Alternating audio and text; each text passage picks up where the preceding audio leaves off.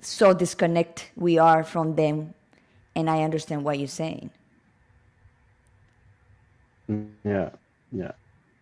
Uh, with bonsais is just almost like Bonsais. a, you know, it's beautiful. It's It's an beautiful. art to kind of imitate nature, but in a very tiny way, you know. And it's almost like a meditation as well. But for It me, it was is really just a trigger, you know. Yeah. a trigger. Wow. Wow, I can't keep plants alive. So, I mean, I got kids and pets, but plants, it's difficult. So I have had two for the last 2 years. I don't know how they're still alive, but they're hanging in there. And I'm determined to master it because I would really like to go grow food. So tell me, Karsten, I'm really interested when you say a food forest, right? That's what you said. Yes. Can you Yeah. elaborate on that? How does one begin to develop something like that?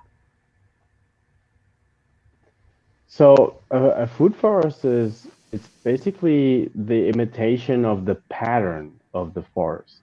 You know, like if you everything is patterns. There is nothing that is not, basically. Even if you go into the molecular structure of everything that is around you, it's always in patterns and structures and, you know, and geometric forms and so on, which kind of goes back into the flower of life, so to speak. But you know, if you look into a forest, usually you have more or less about 7 layers within that forest. You have herbaceous plants that, you know, the creepers, and then like ground covers, and then you have small herbaceous plants or a little bit higher, and then you have start having small bushes, and start becoming woody. And then you have bigger bushes or small trees, and then like medium trees and really large trees. And then you have climbing plants, and you have, you know, some plants that concentrate on their roots, like potatoes, sweet potatoes, and I don't know, Jerusalem artichoke or something like that. So you just have in consideration all these different levels. And then obviously you have to have in consideration a certain group of plants, which are nitrogen fixing plants. Nitrogen is like the main, you know, basically what you need for protein in general. And it's the main nutrients of plants. Like every time you buy like chemical um, fertilizer or you look at it, it says a ratio of NPK, which is nitrogen, phosphorus, and potassium. So nitrogen fixing trees or plants go from clover until, for example, acacias or like locust or um, whatever, tagasaste, beans, you know, all soybeans, also uh, all these different plants. Like it's a really big family. The thing about these plants is they have a symbiosis in the root system, which you know, brings nitrogen from the air, from the atmosphere into the soil. And every time you cut these plants, this nitrogen gets fixed in the soil. And so you have these plants right at the beginning, and you have like 90% of these plants, and then you only 10% production plants, food, and then basically you turn the whole thing around, and then you have 90% production plants and only 10% of these trees. And having filled out all these different layers with everything that makes sense to you, like what do you want to have? Do you want to have firewood? So plant that. You know, you want to have raspberries? Plant that. You want to have chicken food? Plant that. You know, you have, I don't know, like uh, joint pain? Plant some comfrey. You know, comfrey is almost good for everything, but it's good for, you know, joints or muscles or injuries in general. So basically, you have in consideration all these needs. You make, you know, you establish a vision. You then make an assessment to see everything that is around. You gather all these things together. You know about your land. Where is the sun shining? What type of climate are you in? Oh my God, that's Um, awesome. how much does it rain? And all of that. Basically, you have everything in consideration. What kind of people are around, what cultures, for example, you know, Gloria, for example, she wants probably to have some, what's it called again? Some salsa, or some, some tomatoes or whatever. I'm more into growing animals now, so I'm definitely looking into plants that are animal foods. Um, so yeah, basically it's a forest that is, made for you or for your needs or for your community's needs or for your country's needs or for your company's needs, whatever.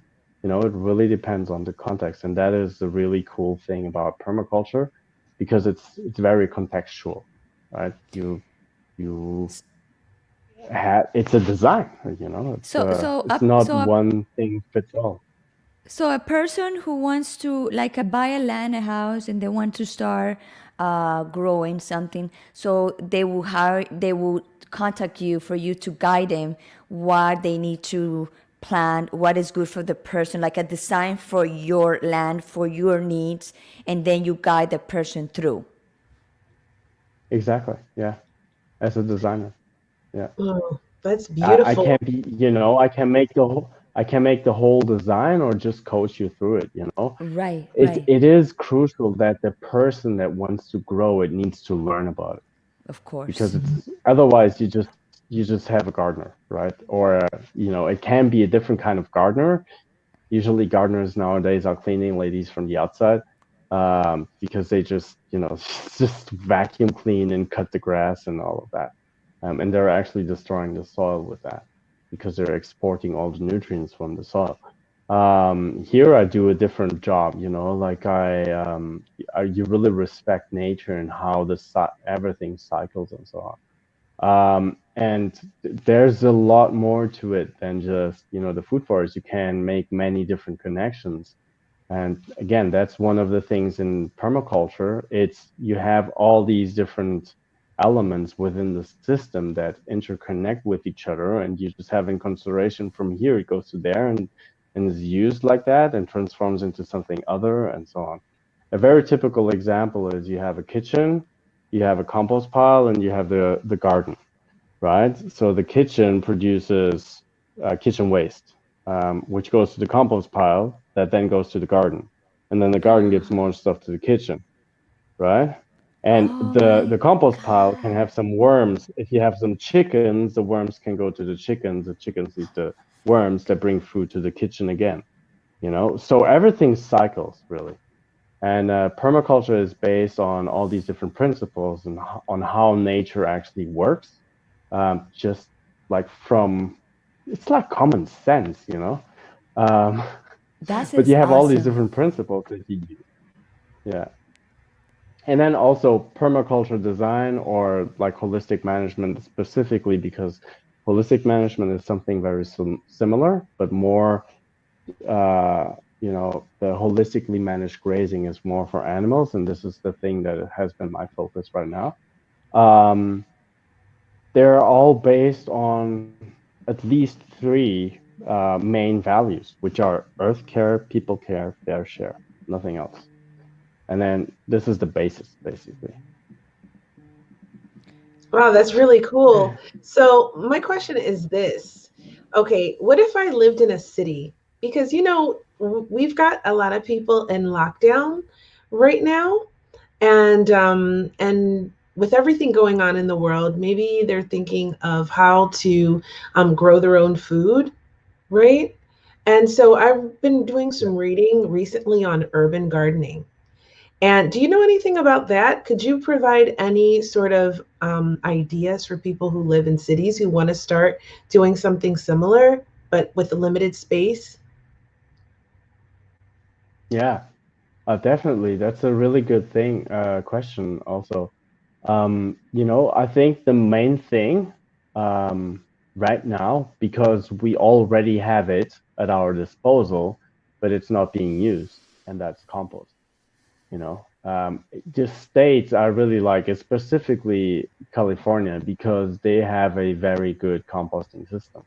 And you have people that pick up your compost, like your food scraps, and then they bring you the soil. as you know, as an exchange, and they keep most of it because they make so much. But I think like, you know, starting to compost is something that I think of all people should do. You know, I have kind of a rule here at my place, which is no organic material leaves the house. You know, I get in a fight with my mom when she throws away some organic stuff. So because I also do, you know, worm composting, but really just you know, um, look into perennial vegetables. I think that's for me right now. That's the one thing. The thing about perennial vegetables is that you know don't need to reseed them every year. Wow. They reseed them. They reseed themselves. Like for example, arugula does that. New Zealand spinach does that. Or they they just die off and they go into their roots in the winter and then they sprout the next spring. Maybe more plants than just one. You know, like for example, onions would do something like that. You have many different kinds of perennial onions and garlics. For example, society garlic is one of them. And these are very easy plants to grow, and they don't you don't need to have a lot of work. And usually, you know, if you jump into lettuce, good luck, because you're gonna have a slug problem, you're gonna have a snail problem, which actually is basically just a deficiency and not a slug problem. But you know, it's more difficult, and it's a plant that you know requires some attention, and you probably need to put some slug or snail traps out there.